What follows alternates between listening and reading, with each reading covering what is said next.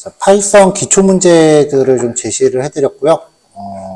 이제 요거 풀이를 진행할 건데, 시간 안에 다 풀이가 가능할지는 잘 모르겠어요. 만약에 시간이 부족하면 남은 건 내일 이어서 할게요. 진행하기 전에요. 지금 이게 우리 수업 재생 목록이거든요. 우리 수업은 지금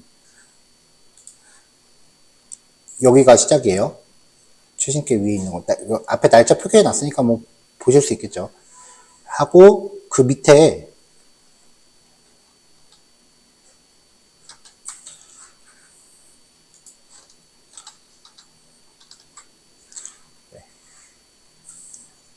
제가 지금 신촌점에서 이제 파이썬 기초 수업했던 수업 영상을 같이 공유해서 올려놨어요. 여기 보시면 이게 하나면 잘 안 들어가네.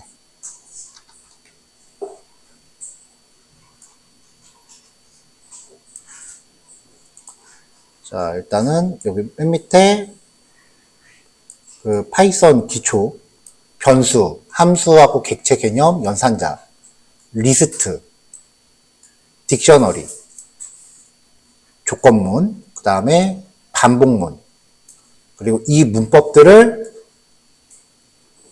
섞어서 쓰는 것에 대한 문제풀이, 그 다음에 함수에 대한 개념, 파일 입출력, CSV 다루기까지는 뭐 괜찮을 것 같고, 클래스, 객체, 생성자, 정보은닉, 프로퍼티 이런 개념까지는 클래스 객체는 크게 몰라도 된다 그랬죠.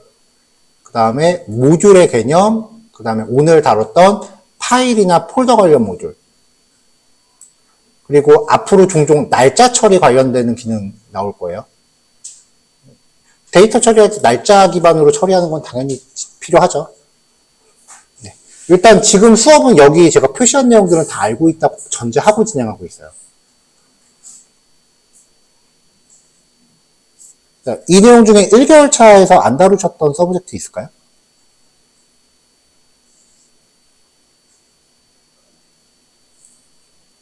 제가 지금 표시해 놓은 것 중에 이전 수업에서 안 다뤘던 주제가 있을까요? 없나요? 일단 뭐 여기까지는 다 했을 거고, 함수도 하셨을 거고, 파일 입출력 하셨나요? 오픈 함수. 저번에 보니까 하셨던 것 같더라고요. 모듈의 개념은 아까 아침에 하셨던 거 확인했고, 그 다음에 OS 모듈 했었나요? OS 모듈 안 했어요? 그럼 요거는 내일 한번 정리를 해야 될 것 같고, 날짜 처리 기능 하셨었어요? 데이트 타임. 그럼 이건 했고, 그럼 요것만 안 돼 있는 거네? 요거는 한두 시간 할애하면 되니까, 그럼 얘 빼고.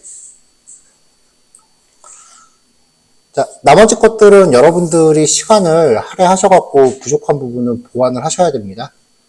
본인한테 좀 부족하다라고 판단되시는 부분은 보충을 하셔야 돼요. 그래서 아마 개개인별로 들어가는 시간적인 노력의 양이 좀 다를 수 있겠지만, 일단은 여기 표시한 부분들은 여러분들이 앞에서 공부하셨다라고 지금 확인을 한 내용이고, 그리고 당연히 이 내용들이 전제가 돼서 지금 수업이 진행될 수밖에 없어요.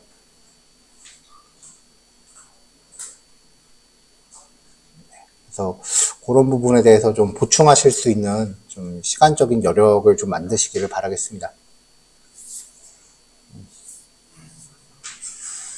내 개인적인 스케줄 다 지키면서 하는 건 노력이 아니에요. 그건 취미지.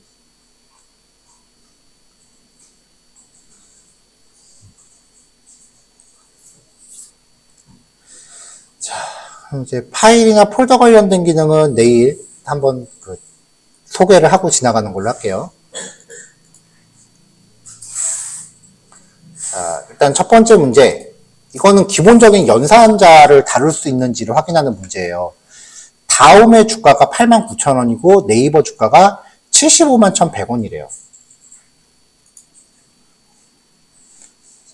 그래서 어떤 사람이 다음 주식 100주랑 네이버 주식 20주를 갖고 있을 때 총액을 계산하래요.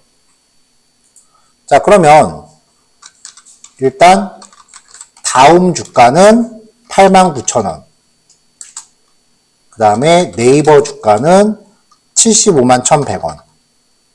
이때 전체 금액은, 자, 다음이 20주 갖고 있다 그랬죠? 더하기 네이버는, 다음 100주 갖고 있구나. 다음 100주, 네이버는 20주. 더하기하고 곱하기하고 같이 있으면 연산자 우선순위는 곱하기가 먼저죠. 여기서 뭐 괄호 칠 필요 없고, 그래서 토탈이라고 확인하면은 전체 금액 나오죠. 네. 요건 그냥 더하기 곱하기 문제예요.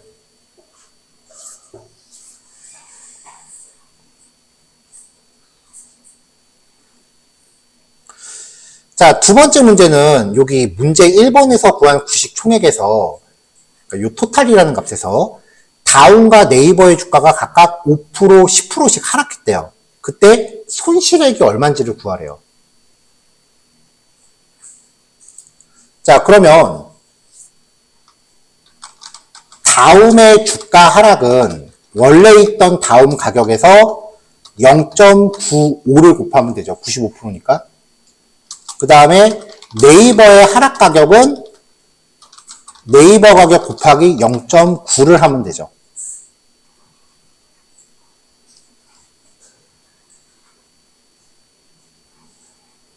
자, 그러면 이제 지금 이 사람이 갖고 있는 주식 가격은 애프터는 다움을 100주 갖고 있다 그랬고 네이버 다운을 20주 갖고 있다 그랬으니까, 자, 마크다운 블록이네. 자, 지금 이 사람이 갖고 있는 주식 총액은 이거예요. 근데 문제는 손실액이 얼마인지를 물어본 거예요. 그러니까 원래 갖고 있던 가격에서 현재 가격을 빼야 손실액이 나오죠.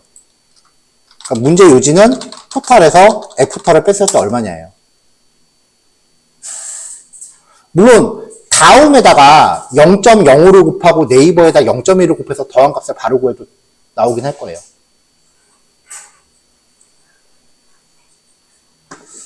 자, 그 다음 문제.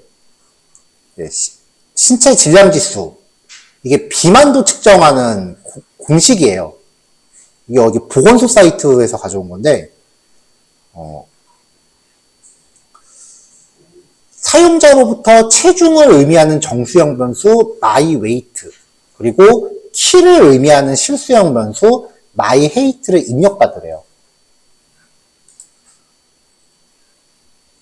자, 편의상 그냥 문제 넘버링은 계속 문제 1, 2, 3, 4 그렇게 갈게요. 문제 3번이라고 넘버링 하겠습니다.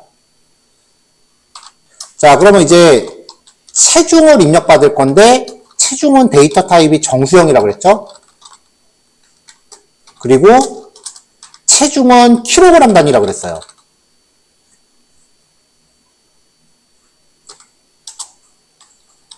자, 그러니까 my weight는 일단 입력을 받으려면 인풋 함수 사용하죠.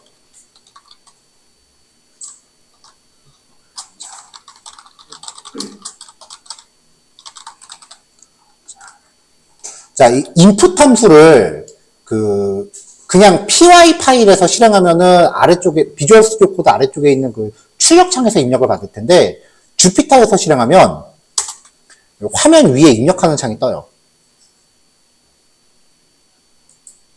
자, 그래서 여기다가 뭐 이런 식으로 이제 입력을 받는 거죠.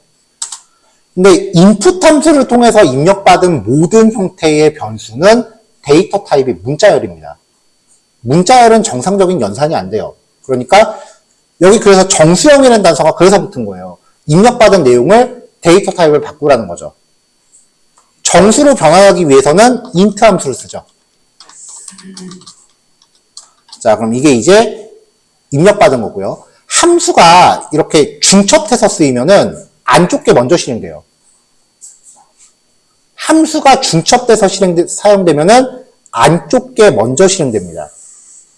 입력을 받고 입력받은 결과를 정수로 바꾼 거예요. 자, 그럼 같은 타입으로 키는 실수형 변수를 만들면 되죠.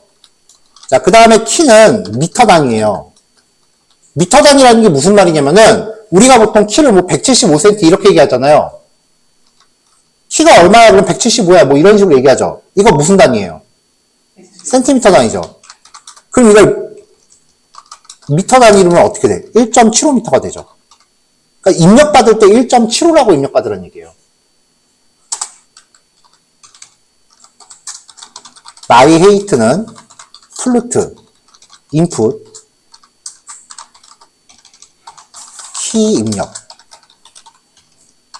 미터 단위. 자, 그럼 이제 신체 질량 지수는 BMI라고 합시다. 여기 공식 나와 있죠? 체중 나누기 신장의 제곱이래요. 자, 파이썬 제곱 연산자 곱하기 2개죠? 이렇게 해서 BMI를 확인하면은 이 문제 풀이할 때마다 기분이 안 좋아. 자, 그럼 이게 제 BMI 지수인데, 1.75라고 입력해요. 저도 잘못 입력했네요. 체중 입력, 키 입력 1.75. 네, 이렇게 하면은 수치값이 나오죠? 네, 그러면은 항상 기분이 안 좋아. 결과를 보면. 자, 됐나요?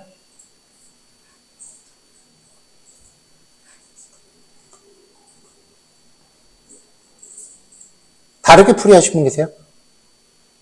제가 제시하는 코드가 정답이 아닐 수도 있어요. 제가 제시하는 코드 말고 다른 풀이 과정이 얼마든지 있을 수 있어요. 프로그램 코드는 답이 정해져 있는 건 아니에요. 효율성이 정해질 뿐이지. 모르고도 서울로만 가면 됩니다. 근데 지금 단계에서 중요한 건 자기 손으로 직접 그 코드를 만들었느냐예요.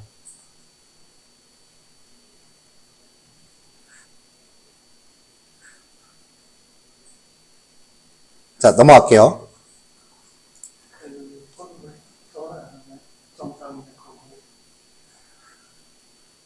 요거 판단? 여기서는 그냥 BMI 산출식을 적용하여 자신의 BMI 수치를 출력합니다라고 얘기했어요. 정상 여부를 판단하는 말 자체가 없어요. 문제가 보통 이렇게 나오면 한글이 더 어려워요. 이게 코딩 테스트 기출문제 같은 거 풀어보신 분들은 아마 알 거예요. 문제 되게 길어요. 웬만한 수능 지문 뺨쳐요.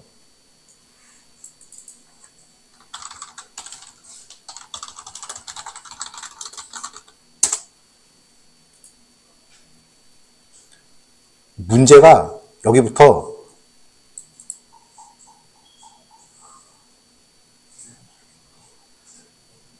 이게 문제 하나예요. 실제 카카오 입사 문제입니다.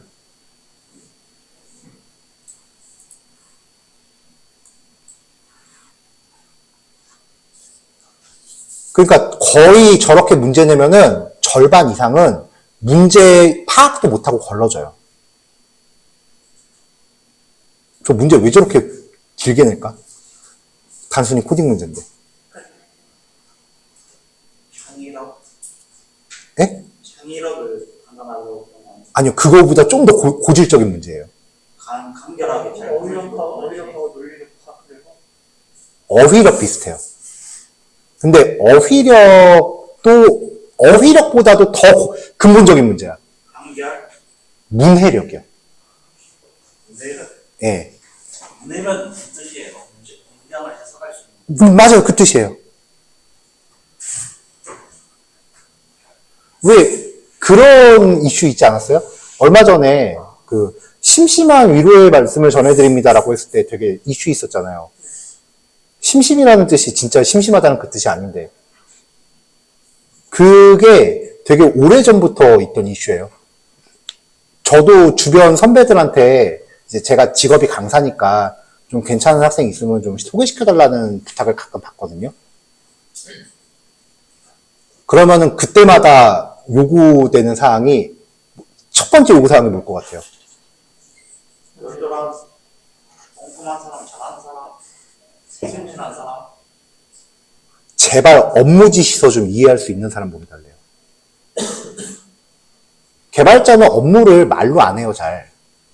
그냥 문서 쭉 작성해서 주거든요. 요구사항 정의서라고 합니다. 나중에 아마 여러분들은 연구계획서라고 부를 거예요. 그러면 그 문서 안에 이제 업무가 제시가 돼 있는데 그게 딱 읽고서 무슨 뜻인지 모른대. 그러니까 코딩을 시켜보고 싶은데 코딩할 시도도 못하는 거죠. 진짜 실제 요구사항이 그래요. 코딩은 자기네가 가르치면 된대.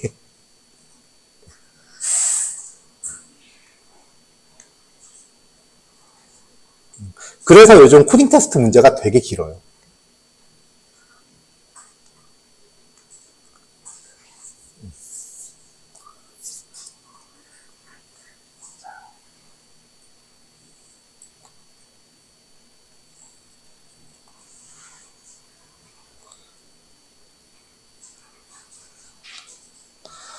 자.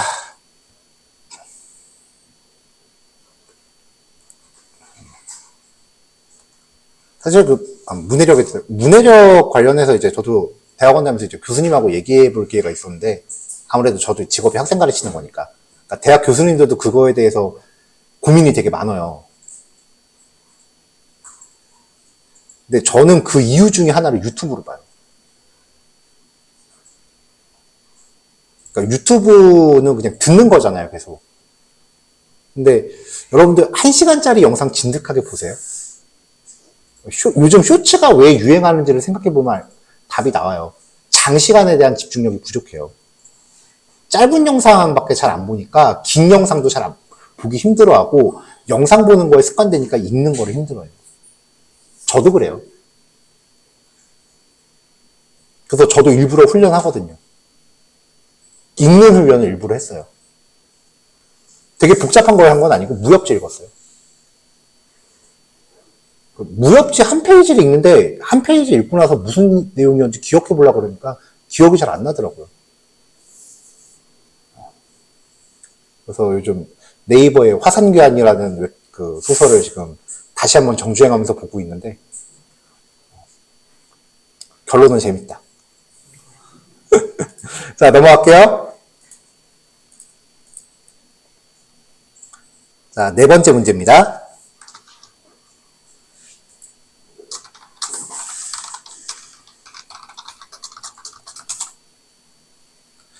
자, S라는 변수에 다음, 카카오 라고 하는 문자열이 바인딩 돼 있대요. 바인딩의 뜻은 연결되어 있다는 뜻이에요. 자, 이거를 이제 문자열 슬라이싱이랑 연결하기를 이용해서 S의 값을 카카오 다음으로 바꾸래요. 그러니까 프린트 S라고 하면은 다음 카카오라고 나올 텐데 안에 어떤 코딩이 들어가면 프린트 S라고 했을 때 카카오 다음으로 바뀌어야 되는 거죠. 자, 그럼 일단 요만큼을 띄워내야 돼요. 그 다음에 요만큼도 띄워내서 앞뒤를 바꿔서 결합하면 돼요. 자, 아까 S는 0, 1, 2, 3 이만큼을 잘라내면 되죠. S에서 자 1번 0부터 4 전까지 범위를 설정할 때는 주어진 값 왼쪽 것까지 자른다 그랬죠.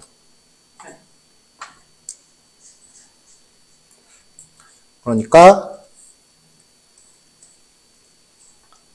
다음 띄고 카카오 이렇게 있으면 문자열의 인덱스 번호가 0, 1, 2, 3, 4, 5, 6, 7, 8, 9 이렇게 적용되잖아요. 0번째부터 4번째 거 왼쪽 거까지. 그래서 0:4. 근데 문자열이 처음부터 시작하는 거니까 앞에 0은 없어도 돼요, 사실.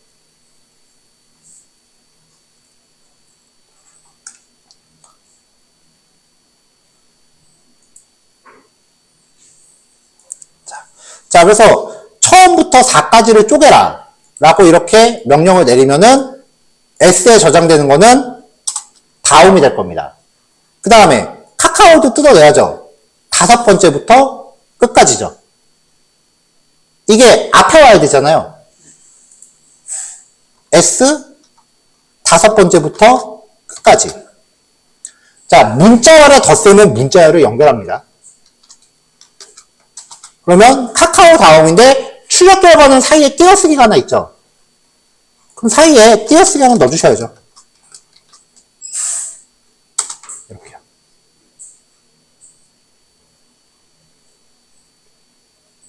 됐죠?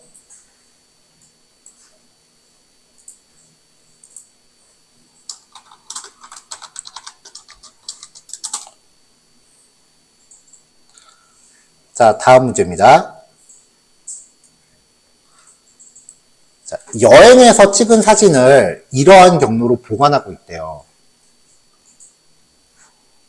자, 그러니까 사진 파일의 경로 포토 패스는 자, C 드라이브 안에 이거 그대로 쓸게요. 근데 문자열 안에 역슬래시가 들어가면 역슬래시 몇 개로 표기한다? 2개. 2개씩 넣으셔야 돼요.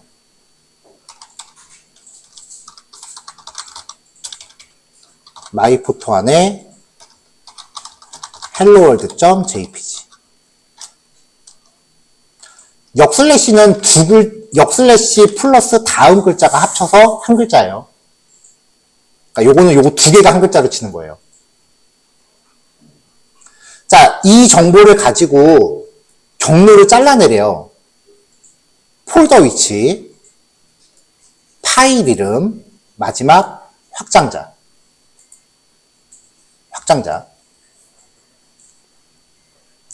자, 그러면 일단은 처음부터 여기까지를 잘라내야 되죠. 그러면은 관점은 이 마지막 역슬래시의 위치를 찾아야 돼요. 이 문제를 내가 진짜 슬라이싱 할 때 하나, 둘, 셋, 넷 숫자를 세서 푸셨다면은 만약에 경로가 바뀌면 해결이 안 돼요. 마이 안에, 썸머 안에, 포토. 이런 식으로 경로값이 바뀌면은 경로값이 바뀌어도 결과 해결이 돼야 돼요.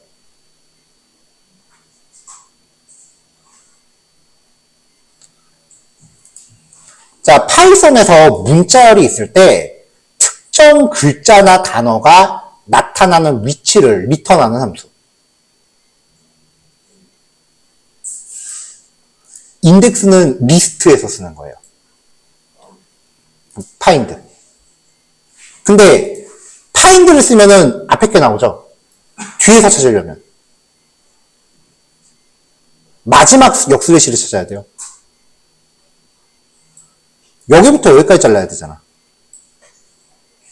리버스 파인드, R 파인드.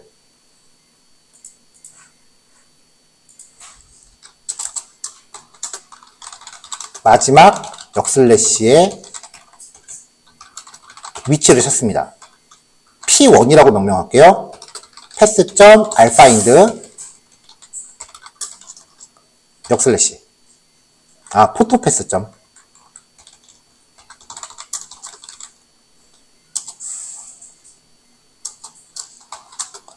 그 다음에 마지막 점의 위치를 찾습니다.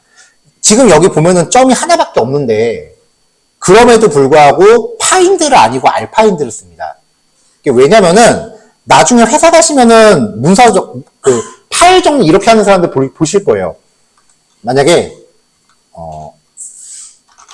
프로젝트 기한서라고 한 다음에 언더바 작성일을 보통 뒤에 붙여요. 실무 문서는 23년 0621.pptx 이런 식으로 하는데 어떤 사람들은 연어를 구별하기 쉽게 한다고 사이사이 점을 붙여버려요.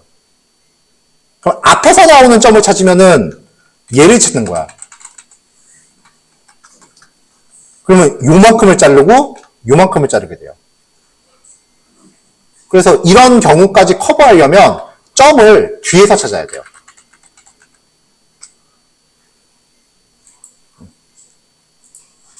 그래서 P2는 포토패스 점 알파인드 점. 자, 그러면 폴더 위치. 폴더 위치는 지금 P1이 의미하는 게 여기입니다.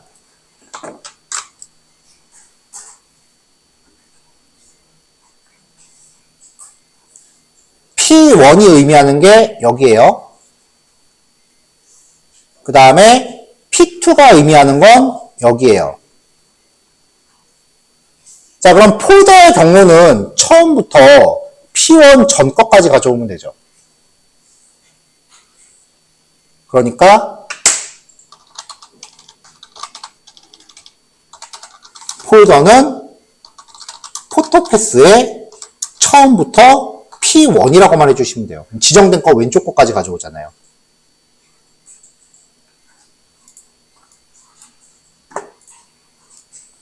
자, 그래서 출력 하나 하고요. 파일 이름은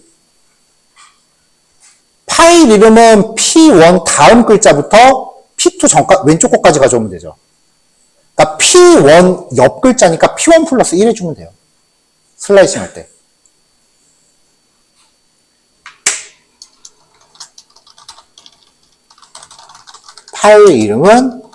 파일은 포토패스의 P1 플러스 1부터 P2 전까지.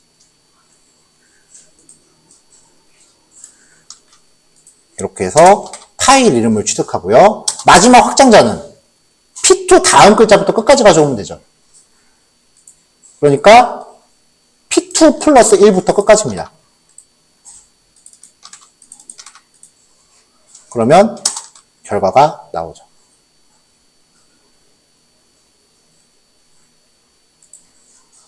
자, 문제 원형에 따라서 경로를 다시 바꿀게요. 아까 제가 중간중간에 폴더를 더 명시했을 때 딱 거기까지 나왔고, 문제에서 원하는 대로 이렇게 나오고요.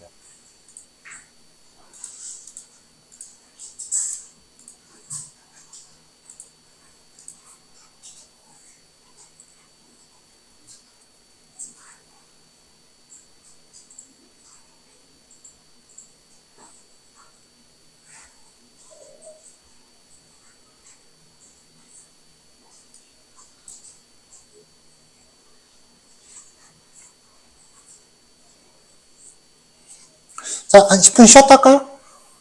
문제 푸시는 동안 거의 자리 안 뜨시던데. 잠깐 쉬었다 합시다. 자, 5시 15분까지 오세요.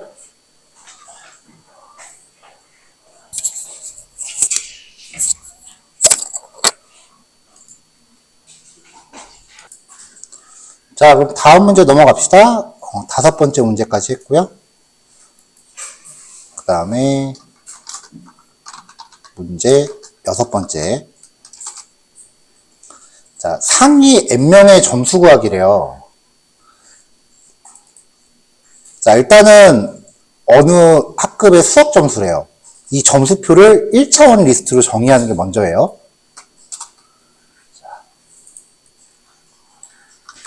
자, 그래서 이 점수들을 쪼르륵 리스트로 만드시면 돼요.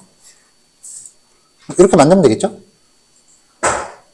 자, 이거를 성적이 높은 상위 3명의 평균을 구하래요. 그러니까 성적이 높은 순서대로 정렬을 한 다음에 처음부터 세 번째 것까지 잘라내면 된다는 얘기예요. 자, 리스트를 정렬하는 방법. 자, 내전 함수를 배우셨다면은 sorted라는 함수가 있었을 겁니다. 얘한테 mass를 주면 정렬 결과가 반환됩니다. 자, sorted 함수는 정렬 결과를 반환을 해요. 근데 이거 그냥 출력해보면, 이 출력문은 임시예요. sorted는 순서대로 정렬하죠. 그러니까 이 상태에서 지금 상위 3개, 앞에 거 3개를 뽑으면 점수가 높은 상위 3명이 아니라 하위 3명 있잖아요. 만약에 이렇게 만들어 놓고 뒤에서 3개를 뽑는다. 그럼 인정. 어쨌건 요구사항은 충족하는 거잖아요. 자, 그래서 탑 3는 K에서 마이너스 1, 마이너스 2, 마이너스 3부터 끝까지. 마이너스 3부터 끝까지. 이렇게 풀었으면 인정. 이건 인정을 안 할래, 안 할 수가 없죠. 탑 3 출력하면은 상위 3개 나오잖아요.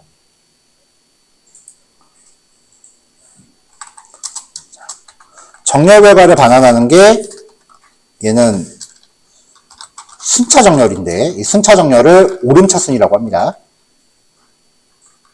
그래서 마지막 3건을 추출해요.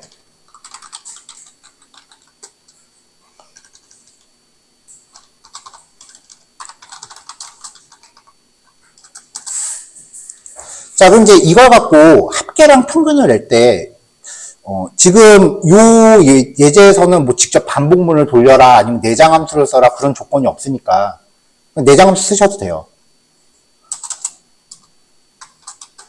자, 여기서 평균 구하기. 평균은 총합 나누기 개수죠. 파이썬 내장함수 썸은 리스트를 파라미터로 받았을 때 원소들의 합계를 구해줍니다. 대신에 이 내장함수는요, 이렇게 숫자로만 되어 있는 형태의 리스트만 가능하지, 우리가 크롤링 했을 때처럼 막 되게 복합적인 자료형은 힘을 못 써요. 썸 나누기 len. 이렇게 하면은 평균이 나오죠. 파이썬 내장함수는 평균을 바로 구하는 기능은 없어요. 그래서 프린트 avg를 출력하면은 이렇게 결과값이 나오죠. 자, 다른 풀이도 있어요. 지금 여기서 순차 정렬을 한 다음에 마지막 3개를 추출했는데 애당초 정렬을 역순으로 정렬할 수도 있잖아요. 역순으로 정렬할 때는 파라미터에 리버스 true라는 값을 주면은, 자, K 출력해 볼게요. 역순으로 정렬돼요. 그러면 이때는 마지막 3건이 아니라 처음 3건을 추출하면 되겠죠. 처음부터 3개 전까지. 결과는 동일하겠죠. 또 다른 풀이가 있어요. 리스트의 메서드를 사용하는 경우가 있어요. 파이썬의 모든 변수는 그 자체가 객체라 그랬죠, 아까? 그 말은 나는 그냥 단순히 메스라고 하는 리스트를 만들었을 뿐이지만 파이썬이 이 안에 각종 메서드를 자동으로 넣어준다는 얘기예요. 자, mess.sort. 이게 sort하고 sorted가 좀 헷갈리는데, sorted는 파라미터를 받아서 정렬 결과를 리턴합니다. sort는 파라미터가 없고 그냥 주어예요. 주어 동사야. mess를 정렬해라. 얘는 리턴 값이 없어요. 원본 자체를 바꿔요. 리턴 값 없이 원본 자체를 정렬해요. 그래서 얘는 프린트 mess라고 하면은 정렬되게 쪼르륵 나오죠? 자, 그럼 이것도 이제 처음 3건 추출해서 평균 구하면 되겠죠. 메스에서 처음 3건 추출해서 평균 구하면 결과 똑같이 떨어집니다. 아, 마지막 3건이네. 쏘리.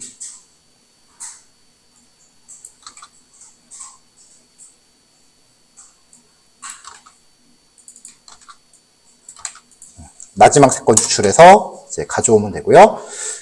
이 sort 같은 경우도 마찬가지로 리버스 true라고 하면은 역순으로 정렬해줘요. 그럼 이때는 마지막 3건이 아니라 아까처럼 처음 3건이겠죠. 이렇게.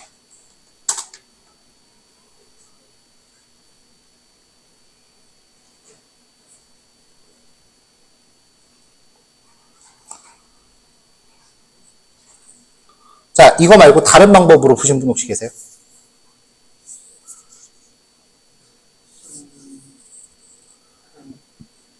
소트, 홈소트 리버스 한 다음에 폼을 돌려서 리버스라는 결석하면서 정한 그거를 사고가 나온 거를 당연히 장인 정신을 발휘하셨다.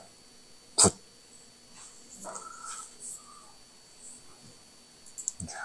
자, 지금 나온 얘기가 뭐냐면요. 요거를 일단은 솔트까지 쓰고 내장 함수를 쓰건 메서드를 쓰고 일단 쓰고 그러면 그 정렬된 결과가 나올 거 아니에요. 그거를 이제 반복문 돌면서 세 개를 추출해서 이제 합산을 했다. 뭐 그런 비슷한 얘기인 것 같은데 제가 말씀드린 취지는 조금 전에 이야기한 장인 정신을 발휘하는 김에 좀 더 발휘합시다. 네, 저번에 물어보니까 이거 안 했다고 한 것 같더라고요. 자, 리스트가 4, 2, 5, 1이라고 가정할게요. 이거를 순서대로, 하나 더 넣을까요? 3. 순서대로 정렬하는 걸 어떠한 내장 함수도 사용하지 않고 직접 구현하는 경우. 흔히 이제 정렬 알고리즘이라고 합니다. 흘러가는 메커니즘을 봅시다. 자, 지금부터 리스트 원소의 각각의 자리에 집중하세요. 값에 집중하는 게 아니에요. 첫 번째 자리랑 나머지 항목들을 비교할 거예요. 자, 4랑 2랑 비교해요. 2가 더 작죠? 그럼 바꿔요. 2, 4, 5, 1, 3이 되죠. 얘랑 비교하니까.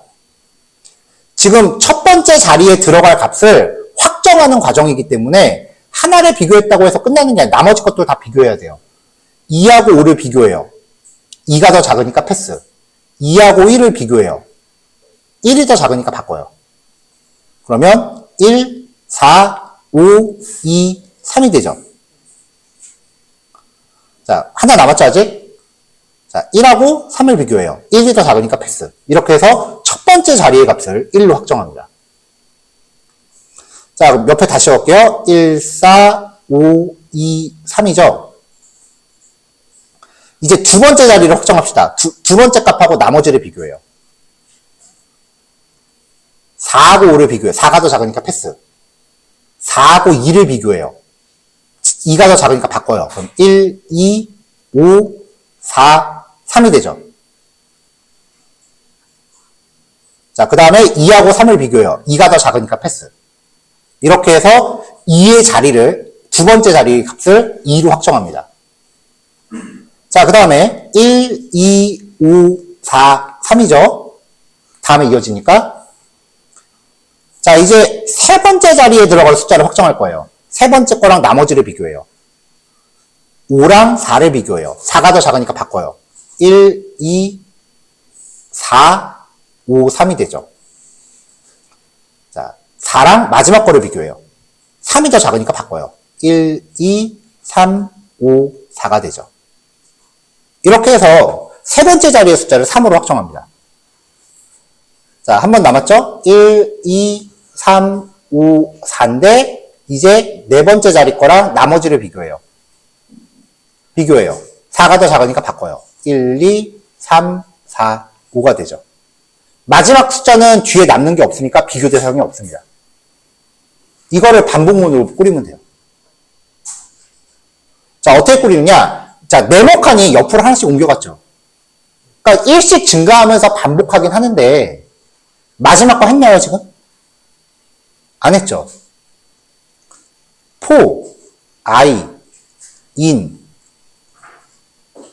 레인지, 0, 자, 램 한 다음에 여기다가 리스트를 주면 이렇게 하고 괄호 닫아버리면 끝까지 가죠. 마지막 거 빼야 돼요. 마지막 걸 안 해야 돼. 그럼 여기 뭐가 들어가야겠어? 빼기 1. 콜론 찍고, 그 다음에 포, j, 인, 레인지. 자, 얘는 네모칸 친 거 옆에 거부터 비교했죠, 항상. i 번째 다음부터 간다고요. i 플러스 1부터. 끝까지 했죠, 계속. 렌의 리스트. 이렇게 해서 if 리스트의 i번째가 리스트의 j번째보다 크다면 두 개를 바꿉니다. 리스트의 파이썬이 변수값 바꿀 땐 되게 편해요. i, 리스트 j는 리스트 j, 리스트 i. 이게 파이썬에만 있는 표현법인데 a가 1이고 b가 2일 때 a, b는 b, a라고 코딩하면 변수값을 바꿔요. 이거는 다 모든 프로그래밍 언어로 다 뒤져도 파이썬에만 있어요. 이 표현식은. 자, 이거를 정렬 알고리즘이라고 해요. 알고리즘을 우리말로 하면 뭐라고요? 수학에 비교하면 뭐라고? 공식이요. 자, 당연히 지금 기억 안 나, 지금 기억나는 게 이상한 사람이지만, 어렸을 때 근해 공식이란 거 외웠던 기억은 있죠. 한 번이라도 외우려고 시도는 해봤을 거야. 그거 이해하려고 시도해본 적 있어요?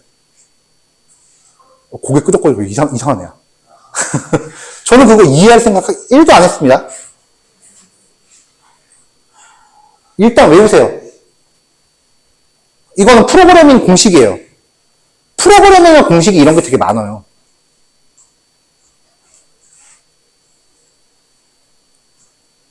그래서 코딩을 공부할 때 코딩 테스트를 보는 이유가 아까 문해력이 첫 번째라고 했는데 두 번째는 알고리즘을 얼마나 잘 이해하느냐예요. 알고리즘이 실제 업무에 가면 업무 프로세스가 돼요.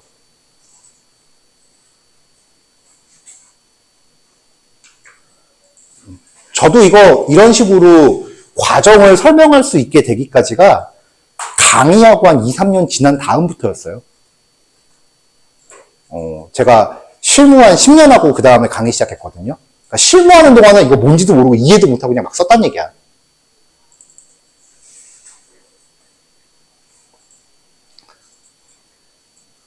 강사님, 솔트 함수 같은 거 있는데 그거 쓰면 되지 뭐하러 이거 씁니까? 자, 아까 오픈 API 연동한 거, 책 검색 결과 연동한 거 기억나죠? 아니면 아까 쿠팡에서 그 상품 목록 크롤링 하셨죠? 그거는 딕셔너리를 원소로 갖는 리스트였죠. 그럼 그걸 갖고 가격 순으로 정렬하세요라고 하면 내장 함수는 그런 복합 데이터를 처리를 못합니다, 여러분. 그런 건 여러분들이 직접 하셔야 돼요. 이거 정렬하는 게 더 많이 있겠어요? 가격순 정렬하는 게 더 자주 하겠어요? 선택이 아니에요. 필수예요.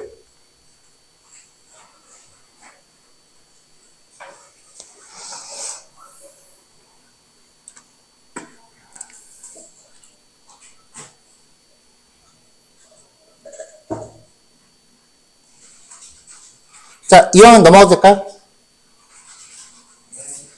네, 넘어가겠습니다.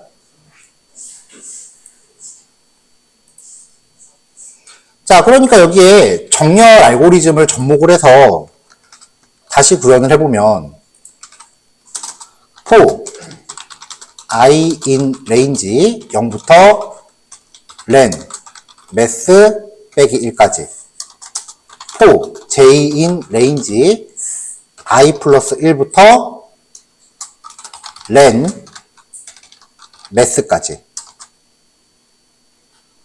이렇게 해서 if 매스의 i번째가 매스의 j번째보다 크다면 매스의 i번째 콤마 매스의 j번째는 매스의 i번째 j번째 콤마 매스의 i번째 이 과정을 거치면 출력했을 때 순서대로 나와요.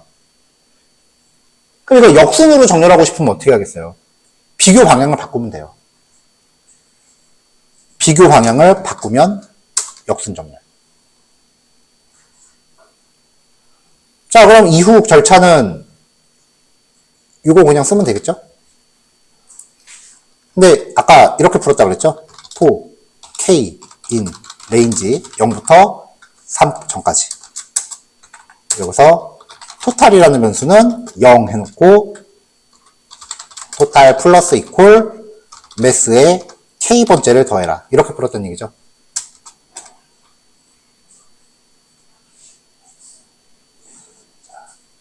자, 그럼 이제 평균값은 토탈 나누기 3. 이거는 뭐 3개를 따로 추출한 게 아니까 3으로 직접 나눠야지.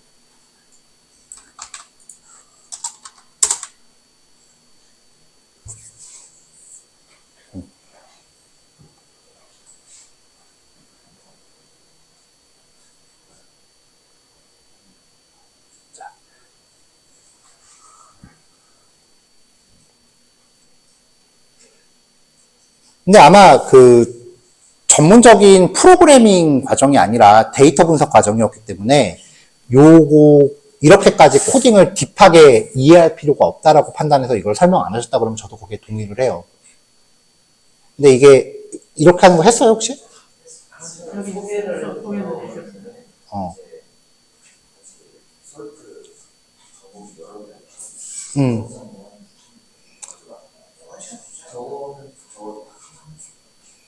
셀렉션 설정은 저희 해보라고 하셔서 그다음에 버블 세트 하려고 했는데 시간 없었어요. 지금 나온 얘기가 뭐냐면은 정렬 알고리즘이 기본적으로 알려진 게 3가지예요. 선택 정렬, 버블 정렬, 퀵 정렬 3가지예요. 요즘은 5가지까지 하더라고. 그래서 보통 전공하는 애들은 그거 5가지를 다 해요. 근데 여기는 뭐 프로그래밍 전공 수업은 아니니까 그냥 요 정도만 하고 넘어가는 건데 어쨌건 이게 정렬의 가장 기본이에요. 자, 이제 물을게요. 이거 이해하려 이거 외울래요? 방법 얘네들 지금 보여드린 게 다예요. 이거 이해할래요? 이거 외울래요? 여러분들이 고르세요. 이해하고 이해하시고 싶어요? 갑자기 이해를 하고 싶었는데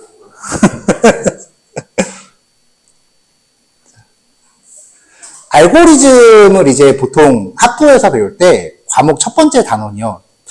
어느 학교건 단원 이름 똑같아. 순환과 탐색이에요. 그 순환이라는 얘기는 반복론을 뜻하는 거고 탐색이라는 얘기는 이게 파이썬만 리스트라고 부르지 다른 프로그래밍 언어는 배열이라고 불러요. 어레이라고 부르거든요. 어쨌건 얘네들의 원소를 하나씩 건드리는 거야. 그걸 탐색이라고 해요.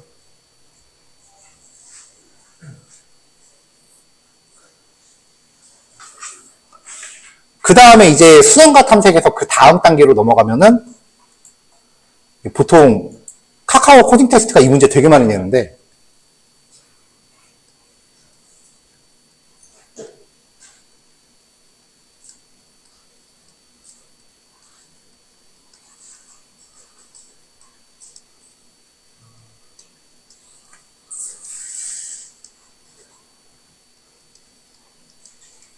이진틀이라고 해요. 이거를 공업수학에서 나오는 건데 자, 여기에서 시작했을 때 모든 점을 다 지나갈 수 있는 최단 경로는 몇 가지인가? 근데 여러분들 머신러닝에 되게 관심 많잖아요. 어디서 많이 본 것 같지 않아요, 이 그림? 이게 피보나치 수열도 이거 맞아. 피보나치 수열도 이거 관련된 거고 요거 풀면 그 다음 문제가 피보나치 수열이야. 이거를 갖다가 우리는 여러분들은 나중에 인공신경망이라고 배울 거예요. 인공신경망의 기본은 이진트리 탐색이에요.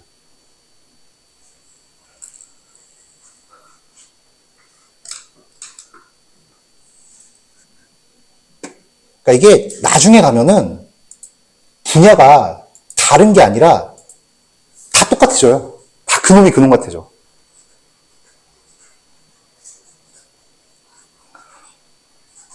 그 프로그래밍 전문적으로 하시는 분들 보면은 무슨 프로그래밍 언어가 좋고 무슨 프로그래밍 언어가 좋고 그렇대. 나도 10년째까지는 그랬어. 한 15년 지나가니까 전혀 다 똑같은 것 같고 지들끼리 도토리 키재 갖고 있나 그래요. 나중에 가면 다 똑같아져요. 그러니까 모든 원리는 다 하나예요.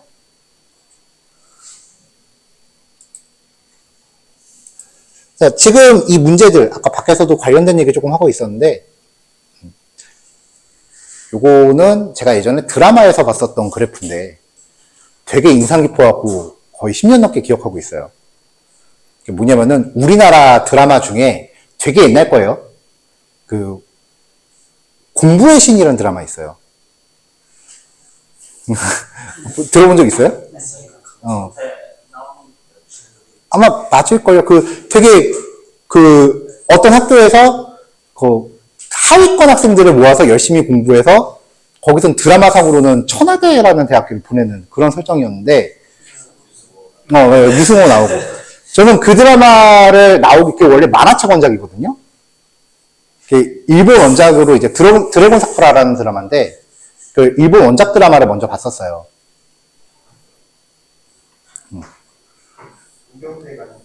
그쵸. 거기 10편인가 11편인가 보면은 학생들이 열심히 공부를 하다가 이제 거기 우리로 치면 수능이지. 수능한 한 2, 3개월 남겨두고 슬럼프가 와요. 그래서 그거를 이제 극복시키기 위해서 선생님이 직접 학생들을 데리고 그 도쿄대를 가서 학생들한테 물어보는데 먼저 그래프로 이런 걸 제시를 해요.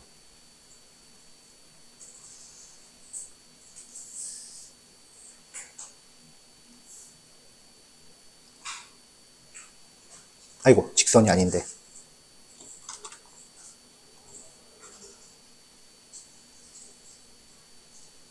이렇게. 그래서 요 그래프의 의미를 찾아보라라고 해서 학생들을 도쿄대로 가서 실제 도쿄대 대학생들을 인터뷰시키는 그런 스토리였거든요. 근데 이게 그 드라마상에서 무슨 차이였냐면은 얘는 재수생이에요. 밑에는 현역. 그러니까 우리로 치면 고3. 재수생은 이미 실제 고3보다 1년 이상 더 공부한 시간이 있잖아요. 그러니까 일단 기본 지식이 되게 있는 상태에서 시작을 해요. 근데 이미 공부할 때를 해갖고 진도 올라가는 게 지가 아무리 잘해봐야 직선이야. 근데 고3 수험생들은 그 수업 내용을 그때그때 처음 보는 거 아니에요. 그러니까 처음에 배경 지식이 없으니까 되게 더뎌요, 진도가. 근데 어느 순간 딱 들어가면 포텐이 터져. 근데 제가 학원 수업하면서 이런 케이스를 진짜 많이 봤어요. 전공생과 비전공생 차이예요. 학원 수업으로는. 이게 진도가 진행되는 동안은 계속 여기에 머물러 있어, 비전공생들은. 근데 진도가 어느 정도 마무리가 되고, 자, 이제 프로젝트 하세요라고 하면은, 여태까지 공부했던 거를 자기들이 막 이렇게 쭈그닥 조립하고 뭔가 만들기 시작하잖아요. 그럼 그때부터 포텐 터지는 사람들이 가끔 있어요. 물론 다 그렇다는 건 아니야. 개인 노력에 따라 달라. 근데 이 포텐을 터트리느냐 못 터트리냐의 차이는 버티느냐 중간에 그만두느냐의 차이였어요. 제가 10년 넘게 강의하면서 만났던 친구들은 이런 친구들이 더 기억에 많이 남아요. 실제로 되게 기억에 남는 친구가 프로그래밍 이런 국비지원 학원 수업하면요, 운동하던 친구들이 은근히 많아요. 제가 바로 지난주 여기 오기 바로 전날까지도 만났던 학생도 비슷한 케이스예요. 그러네. 바로 지난주까지 얼굴 맞댔던 학생이에요. 등치가 이래. 진짜 내가 봤을 때 와, 크다 싶을 정도로. 그래서 무슨 운동했어요? 물어봤더니 유도했대요. 고등학교 때까지 유도했대. 근데 유도하다 다쳤대요, 어깨를. 그래서 운동을 더 이상 못하게 됐대. 근데 그 친구들은, 운동하던 친구들은 그렇게 되면 큰일 나잖아. 그래서 죽어라 공부해서 자동차 정비를 공부했대요. 그리고 왜 우리 슈퍼카라고 얘기하는 그런 차들 있죠. 그런 차 정비소에서 서초동에서 일했더라고요. 돈 많이 벌었던데? 근데 그것도 정비하다가 무릎을 다쳐서 더 이상 정비를 못한대. 그래서 지금 재활하면서 학원에 코딩 배우러 왔대요. 나이가 35인가 그랬어요. 근데 코딩 쪽은 그 정도 나이 그렇게 크게 늦은 나이는 아니에요. 요즘 제가 봤을 때 평균 취업 연령이 30에서 32 사이라서.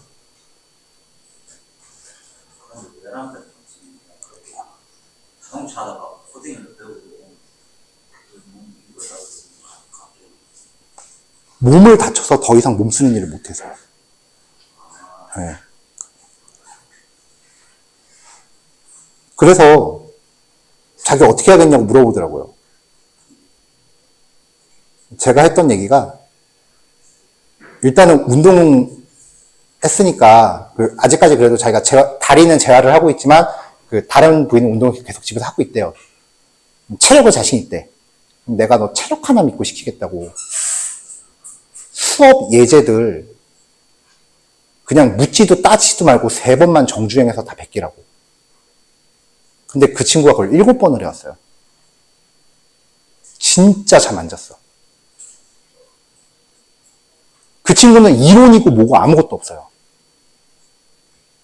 그냥 자기가 이렇게 값을 이렇게 바꿔보면 어떨까 저렇게 바꿔보면 어떨까 되게 많이 테스트를 해서 자기가 뭔가 현상을 발견해 갖고 와서 제가 집에서 해보니까 이러이러하던데 이게 맞습니까? 라고 나한테 역으로 물어봤거든요. 그 질문을 한 달 정도 듣다가 진지하게 권했어요. 방송대 편입하라고. 그 친구가 발견해온 내용이 웬만한 소프트웨어 공학과에서 다루는 소프트웨어 개론에 나오는 내용들이에요. 본인이 하고 있는 게 뭔지 용어는 몰라. 근데 현상은 이렇다라는 거 나한테 와서 다음날 얘기를 해주는데, 대체로 이제 운동했던 친구들이 그게 간절함이 되게 세요. 왜냐면 자기는 이미 몸이 다쳤기 때문에 자기 인생 끝났다라는 생각을 되게 자격지심을 많이 갖고 시작해서 되게 치열하게 해요. 그 친구들 공부량은 진짜 상상 초월해요.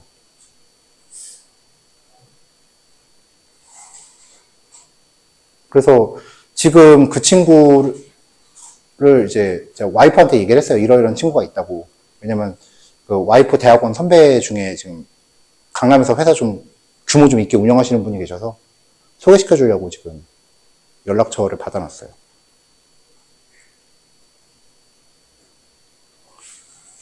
이거잖아요. 버티세요. 그리고 꾸준하게 하세요. 전공생 버프 얼마 못 가요. 처음에 시작하면 처음에 2개월 차 정도까지는 전공생들이 좀 잘하는 것 같으니까 약간 주눅 드는 게 있거든요. 3개월만 지나봐. 다 어차피 거기서 거기야.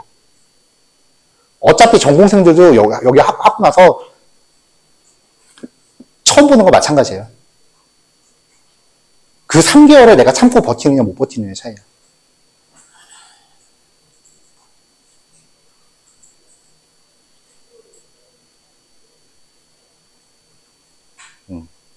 요즘 시대에는 버티는 시대래잖아요. 제 선배는 이제 가능성의 시대였고, 지금은 자기를 증명하는 시대, 저 때는 증명하는 시대, 그리고 요즘 세대는 버티는 시대. 이거 김사부 시즌3에 나온 대사예요. 제가 하는 얘기 중에 드라마 대사인 게 되게 많아요.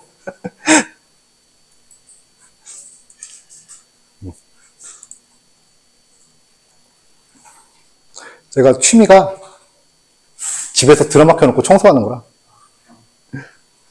드라마를 되게 많이 보죠. 자, 그러니까 오늘부터 집에 가실 때 재생 제가 다른 수업 영상 이거 원래 올려드리면 안 되는 거예요. 다른 지점에서 수업하는 거기 때문에 수강료 문제도 있고 저작권 문제도 있고 해서 올려드리면 안 되는 건데 제가 여러분들 재생목에 다 포함시켜 놓은 거거든요. 아마 한 2, 3주 있으면 아마 지워질 수도 있어요. 왜냐면 그거 했던 반이 종강한 지가 좀 돼서. 근데 영상 10개 안 넘어요. 개당 1시간 반 정도 돼요. 오늘부터 한 2주 정도만 아침에는 피곤하니까 힘들 거고 저녁에 집에 갈 때 그 영상 하루에 반 개씩 정도씩만 보면서 들어가 보세요. 봤던 거 또 보고 또 보고 또 보고 그러세요. 그게 쌓이면 분명히 효과가 있을 거예요.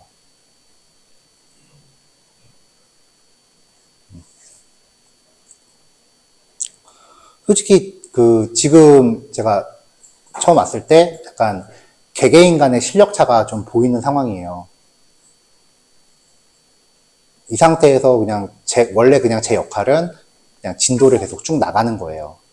강해하는 거죠, 강사니까. 근데,